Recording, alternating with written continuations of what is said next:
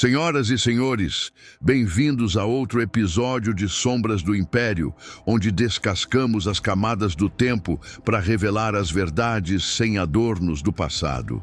Imagine um cavaleiro medieval, ricamente vestido, com armadura reluzente, montado em um cavalo imponente. Um homem que lutou ao lado de Joana d'Arc, a donzela que salvou a França. Um herói aclamado, respeitado nas cortes, temido nos campos de batalha. Mas agora imagine esse mesmo homem se transformando em algo completamente diferente. Um dos primeiros assassinos em série da história, acusado de rituais satânicos, depravado e cruel. Esse é o contraste chocante da vida de Gilles de Rais. O cavaleiro que começou como herói e terminou como monstro. Antes de falarmos dos horrores, precisamos entender o cenário em que ele nasceu. A França do início do século XV era um território devastado. O país estava mergulhado na Guerra dos 100 Anos, um conflito interminável contra a Inglaterra que já se arrastava por gerações. Imagine um reino dividido, cidades destruídas, fome assolando os camponeses, nobres disputando poder enquanto o povo comum sofria. Era nesse ambiente que Gilles veio ao mundo, em 1405, em uma família extremamente rica e poderosa. Ele nasceu na região de Bretanha, uma terra de castelos, de clãs nobres orgulhosos, e herdou desde cedo um título que pesava mais do que qualquer armadura. Ele era um barão, dono de terras vastíssimas e de riquezas quase incalculáveis. Sua linhagem vinha de famílias tradicionais que misturavam poder militar e influência política. Isso significava que, desde pequeno, Gilles não tinha outra escolha a não ser aprender a ser um guerreiro. Ainda criança, ele foi privado do carinho dos pais. O pai morreu em um acidente de caça quando Gilles tinha apenas 11 anos. A mãe, traumatizada, acabou se recolhendo da vida pública. Foi o avô materno, Jean de Craon, quem assumiu sua educação. E Jean não era exatamente o tipo de tutor que transmitia afeto. Ele era frio, calculista, ambicioso. Velho Craon via em Gilles uma oportunidade. Com a herança gigantesca que o menino possuía, ele poderia manipular o neto e garantir poder para a família. Assim, a infância de Gilles foi cercada não de brincadeiras, mas de intrigas, estratégias e treinos militares. Ele cresceu cercado por livros de teologia, clássicos latinos, mas também pela violência da educação cavalheiresca. Aos 15 anos, já dominava o manejo da espada, sabia cavalgar com perfeição e entendia de política mais do que muitos nobres adultos. E logo, seu avô começou a colocá-lo em jogos perigosos. Gilles foi usado em alianças matrimoniais como uma peça de xadrez. O objetivo era unir fortunas, aumentar terras, consolidar poder. Aos 16 anos, foi prometido em casamento à riquíssima Catherine de Thouars, herdeira de um dos maiores domínios da região do Poitou. Esse casamento transformou Gilles em um dos homens mais ricos da França de uma só vez. Agora, imagine um adolescente com poder quase ilimitado, cercado de castelos, riquezas e exércitos à disposição. Esse era Gilles de Rais, um jovem que parecia destinado a brilhar tanto nos salões da corte quanto nos campos de batalha. Mas a França estava em chamas e não havia espaço para jovens nobres apenas desfrutarem da vida. O chamado da guerra era inevitável. Gilles seria jogado de cabeça no maior conflito do seu tempo, a Guerra dos 100 Anos. E foi justamente nesse cenário devastador que ele conheceria a figura que mudaria para sempre sua vida, uma camponesa visionária chamada Joana d'Arc. Quando a jovem camponesa de Dom Remy, chamada Joana d'Arc, apareceu diante da corte francesa dizendo que tinha visões divinas para libertar a França dos ingleses, muitos a chamaram de louca. Outros acharam que era apenas mais uma fanática religiosa. Mas para Gilles de Rais e para alguns nobres dispostos a arriscar tudo, aquela jovem tinha algo diferente. Uma força que não vinha de espadas nem de coroas, mas de fé e convicção inabalável. Em 1429, Gilles foi escolhido como um dos principais comandantes que acompanhariam Joana em sua campanha para libertar a cidade de Orleans. Imagine a cena. Joana, com apenas 17 anos, montada em um cavalo branco, carregando uma bandeira em vez de uma espada, inspirando milhares de soldados cansados e desmoralizados. Ao seu lado marchava Gilles de Rais, jovem, rico, imponente em sua armadura azul e dourada. A Batalha de Orleans se tornou um divisor de águas. Sob a liderança espiritual de Joana e a habilidade militar de comandantes como Gilles, os franceses conseguiram uma vitória quase milagrosa contra os ingleses. As crônicas da época descrevem Gilles como um dos mais destemidos na linha de frente, liderando ataques ousados, avançando com coragem que beirava a imprudência. Era como se ele estivesse destinado a ser lembrado como um herói de guerra. Depois dessa vitória, a fama de Joana d'Arc explodiu, mas junto com ela cresceu também o prestígio de Gilles. O rei Carlos VII recompensou sua lealdade. Em 1429, apenas meses após Orleans, Gilles recebeu o título de Marechal da França, uma das maiores honras militares possíveis. Um jovem de apenas 24 anos já havia alcançado a glória máxima que um nobre guerreiro poderia sonhar. E não parou por aí. Gilles acompanhou Joana na campanha até Reims, onde o rei seria coroado oficialmente. Imagine o impacto daquela cena. Dentro da Catedral de Reims, o coro cantando, Joana d'Arc em destaque como enviada divina, e ao lado dela, Gilles de Rais, o jovem marechal, símbolo do braço armado que tornou o impossível realidade. Mas se Joana era a chama espiritual, Gilles era o aço. Ele organizava tropas, comandava a cavalaria e, quando necessário, mergulhava no combate corpo a corpo. Os cronistas dizem que ele parecia lutar não apenas com força, mas com um certo prazer em estar na linha de frente, arriscando a vida. Porém, o destino de Joana d'Arc não seria glorioso por muito tempo. Em 1430, ela foi capturada pelos borgonheses, aliados dos ingleses. Julgada como herege e bruxa, acabou sendo queimada viva em 1431. Na cidade de Rouen, Gilles não conseguiu salvá-la. E esse evento foi como uma ferida aberta em sua alma. O cavaleiro que viveu seu auge ao lado da donzela sagrada viu sua queda brutal. De certa forma, carregou para sempre a sombra dessa perda. Sem Joana, Gilles ainda manteve sua posição de destaque por alguns anos. Continuou servindo como marechal, participou de campanhas, mas a chama que o fazia brilhar começou a se apagar. Aos poucos, a guerra já não lhe dava a mesma glória. O que restava era sua riqueza imensa e uma sede insaciável por luxos e excessos. Se até aqui Gilles havia sido lembrado como herói, o que vinha a seguir mostraria uma transformação assustadora, do cavaleiro reluzente ao nobre decadente, cada vez mais obcecado por prazeres, extravagâncias e segredos sombrios. Com a morte de Joana d'Arc, a chama da glória de Gilles de Rais começou a se apagar. Ele ainda era marechal, ainda possuía terras e títulos, mas já não tinha uma causa nobre pela qual lutar. O herói que havia brilhado nos campos de batalha agora se voltava para dentro de seus castelos. E era dentro deles que o lado mais extravagante e sombrio de Gilles começaria a se revelar. A riqueza que ele herdara e multiplicara era imensa. Imagine festas luxuosas, banquetes intermináveis, músicos, atores, poetas. Gilles gastava fortunas inimagináveis para entreter sua corte particular. Os cronistas da época descrevem suas recepções como algo comparável às cortes reais.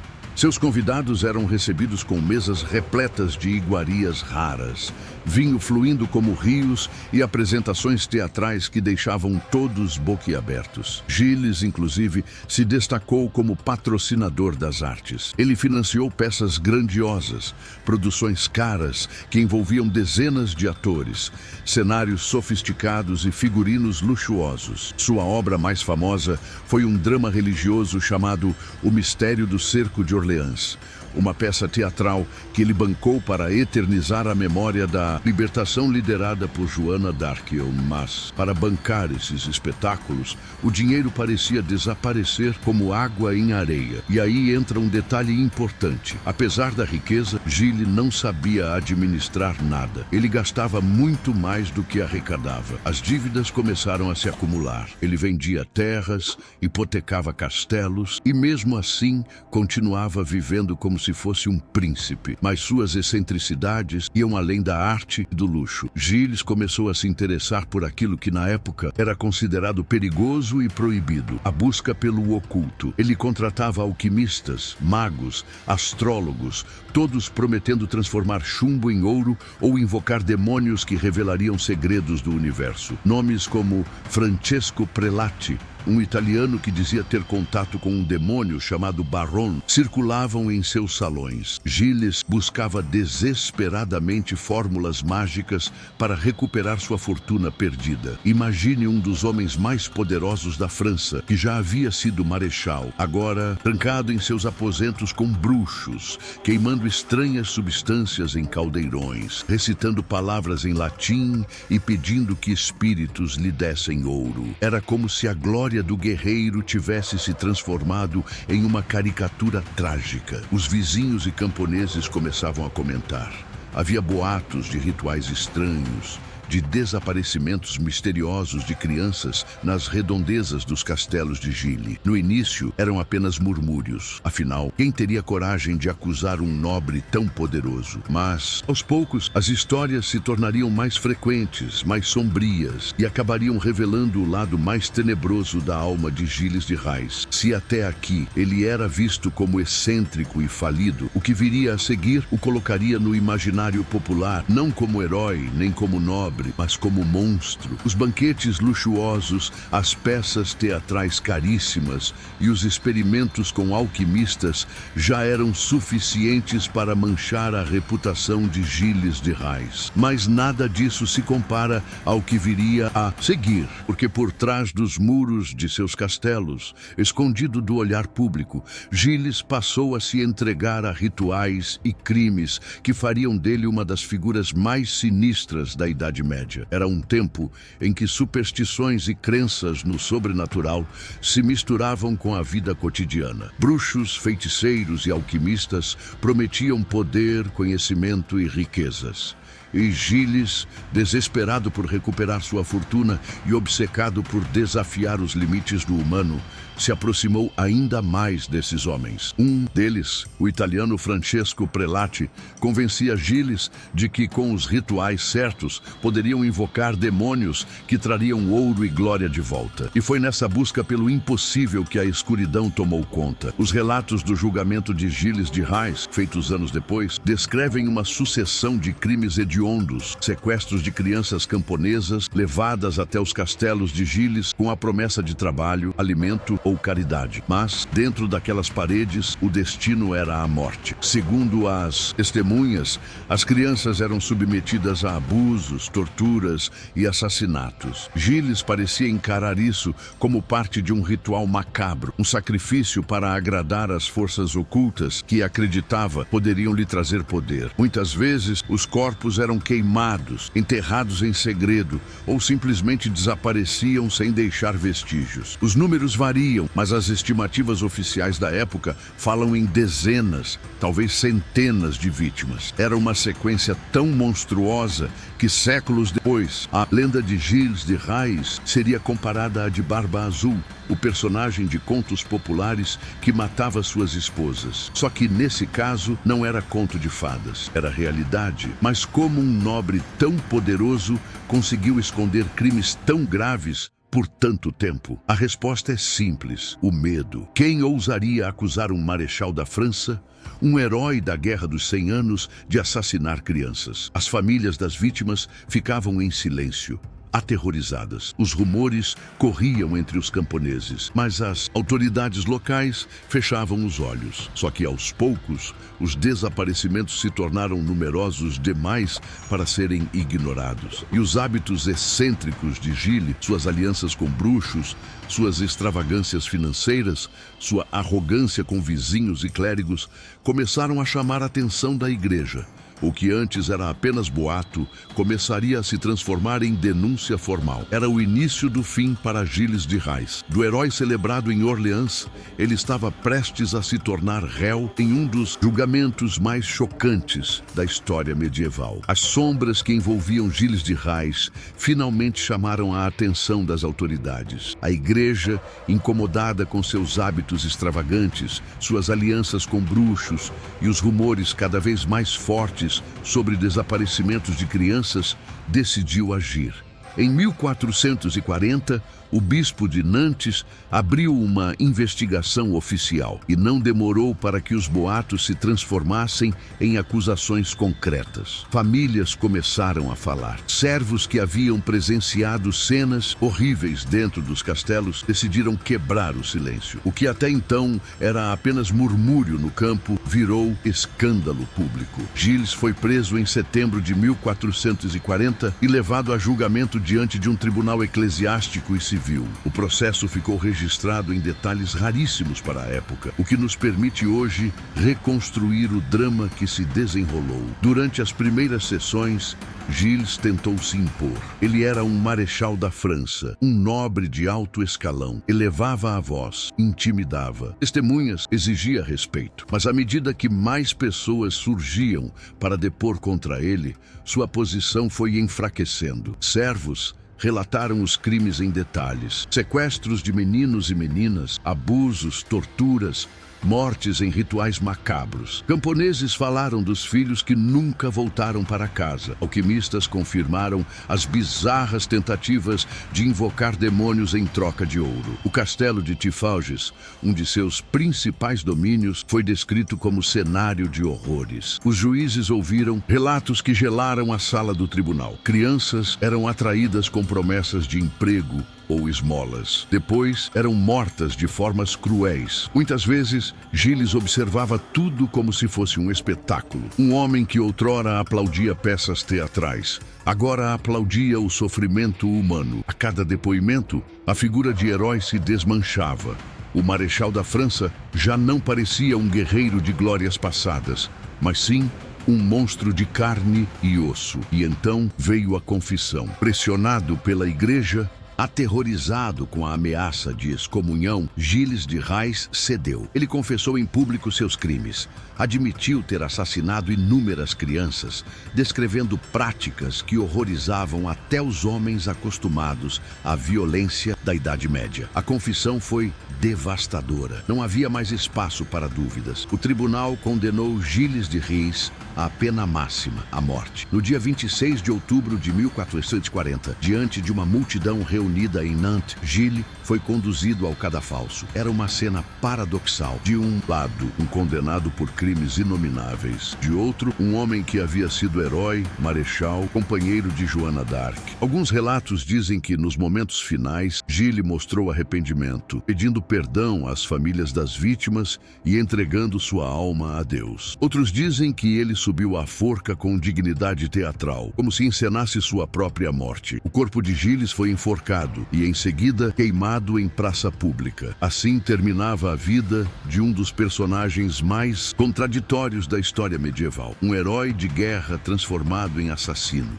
Um patrono das artes transformado em monstro. A execução de Gilles de Rais não foi apenas o fim de um homem. Foi também o início de uma lenda sombria que atravessaria séculos. Nos anos seguintes à sua morte, o nome de Gilles passou a circular como exemplo de degradação moral e de pecado levado ao extremo. Para muitos, ele simbolizava o que acontecia quando a glória terrena era corrompida pela ganância e pela vaidade. De herói nacional, passou a ser lembrado como monstro, mas a história não parou aí. Com o tempo, o personagem se misturou ao imaginário popular. Muitos acreditam que Gilles de Rais foi uma uma das inspirações para o conto de fadas de Barba Azul, aquele nobre cruel que assassinava suas esposas em segredo. A conexão é simbólica. Castelos, segredos macabros, mortes ocultas. Não era difícil transformar a realidade em lenda. E assim, a figura de Giles foi atravessando gerações. Alguns o viam como um assassino em massa, um precursor dos serial killers modernos. Outros como um homem vítima de exageros da Inquisição,